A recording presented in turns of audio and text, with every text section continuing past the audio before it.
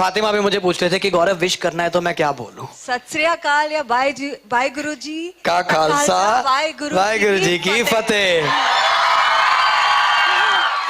Thank you. तो before we started, I want pin drop silence here because this next 30-40 minutes are going to be very amazing for us.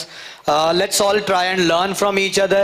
Let's all try and learn from a journey which is very special, and let's all be very respectful in this session. We are going to have 20 minutes of discussion and talk and her journey, and then we'll have 15 minutes for you all for questions. ठीक है जी? Questions पूछांगे, enjoy करांगे, और तो lights on कर देंगे. फातिमा, कैसा लग रहा है पंजाब में? आप कितने साल में आ रहे हो आप? मैंने दंगल का शूट यहीं पर किया था लुधियाना में, तो हम कम से कम 1.5 महीना यहीं पर थे, तो उसके बाद आज आई हूँ, तो बहुत अच्छा लग रहा है। दंगल के बाद आप आ जाए एक्चुअली। हाँ, तो गीता इज बैक या और इतना सारा प्यार मिल रहा है, इतनी मोहब्बत, बहुत बड़ी बात है। Thank you so much. तो we love you, I love you too. Yes भाई बहुत मुश्किल से आए हैं ये। This has not been very easy. ये बनता पिछले 2 साल से प्लान बन रहा है वैसे। We have been talking about every conclave that we would wanted to have her, but हर बार कुछ ना कुछ शूट्स आ जाते थे। इस बार शी कमिटेड, फिर शूट आ गया, फिर हो गया, but then she said I want to come this time and she made it work. She has travelled 4 a.m. in the morning. 4 a.m. in the morning she started her travel and got ready and came here on time, and she'll be going back to Mumbai today. So thank you so much. Fatima, कैसी रही है आपकी journey as an actress, as an artist? थोड़ा सा सबको बता दें, वो छोटी सी चाची 420 से लेकर Dangal and modern love and Thar and everything that you have done, वो कैसी रही है जर्नी? तो सबसे पहले जब इन्होंने पूछा कि किसी ने चाची 420 देखी, बेचारे बच्चे पैदा भी नहीं हुए थे तब। बट अच्छी फिल्म है, देख लेना। तो मैं चाइल्ड एक्टर थी बचपन में, कुछ 5-4 साल की उम्र थी जब मैंने चाची 420 की थी। चॉइस नहीं था, मम्मी पापा ने डाल दिया था। जैसे मम्मी पापा बोलते ना पढ़ाई करो, वैसे हो गया था मेरे साथ। बट उसके बाद मैंने कुछ साल as an actor, child actor काम किया।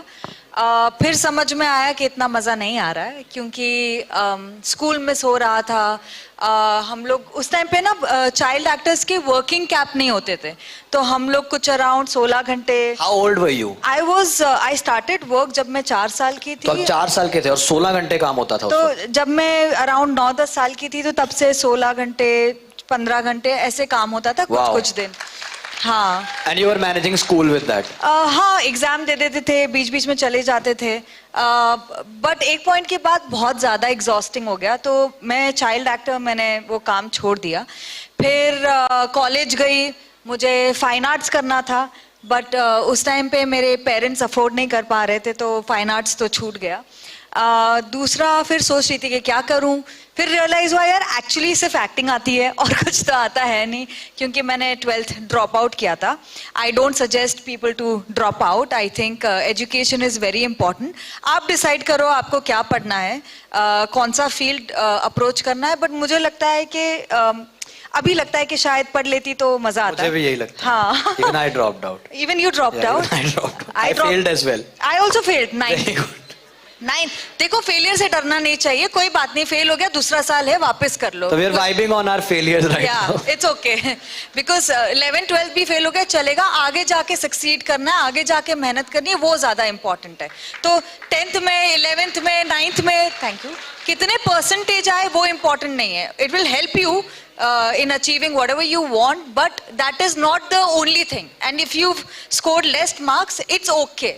क्योंकि आगे हम भी तो काम ही कर रहे हैं। मैंने तो 12वीं छोड़ी है, तो बिल्कुल। हाँ। तो कैसा फ्रॉम चाइल्ड आर्टिस्ट जब छोड़ा, फिर बड़े हुए, फिर सोचा कि अब एक्टिंग ही आती है? फिर एक्टिंग करनी है, फिर मैंने वापस शुरू किया। बिल्कुल नहीं मिला काम। ऑडिशंस देती थी, हर रोज ऑडिशंस देती थी, और वहां पे क्या होता ना कि 100 लोग लाइन पे लगे हुए हैं एक रोल के लिए, तो वो दिन भर चलता रहा। How old were you? I was 15-16। तो 15-16 साल की उम्र में you started getting in lines and giving your auditions again. Struggle शुरू किया। हाँ, सबकी जिंदगी में अलग अलग स्ट्रगल होते हैं, मेरा यहाँ पर था तो किया, और मुझे समझ में आया कि यहाँ से तो पैसे नहीं आने वाले। And I think it is very important to be realistic.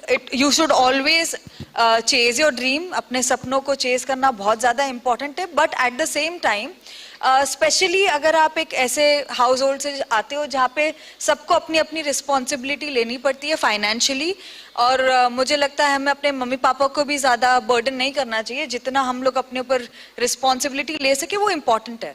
तो मुझे रियलाइज़ हुआ कि मुझे कुछ और काम करना पड़ेगा, तो मैं एक फोटोग्राफर को असिस्ट कर रही थी और मैं शादियाँ पे फोटोज खींचती थी। अच्छा, तो you are a wedding photographer. मैं वेडिंग फोटोग्राफर। और ये कितनी एज में हुआ? ये अराउंड होंगी मैं 18-19 तो 18 साल की उम्र में you became a wedding photographer. हाँ, वेडिंग। मैंने लोगों की शादियां शूट की है, उनके ड्रामे देखे हैं, एक दूसरे के खाने के बुराई सुनते हुए देखा है कि अरे ये लड़कियों वालों ने कितना गंदा खाना बनाया तो वो सारी चीजें देखी है। बट मैंने ऑडिशन देना छोड़ा नहीं।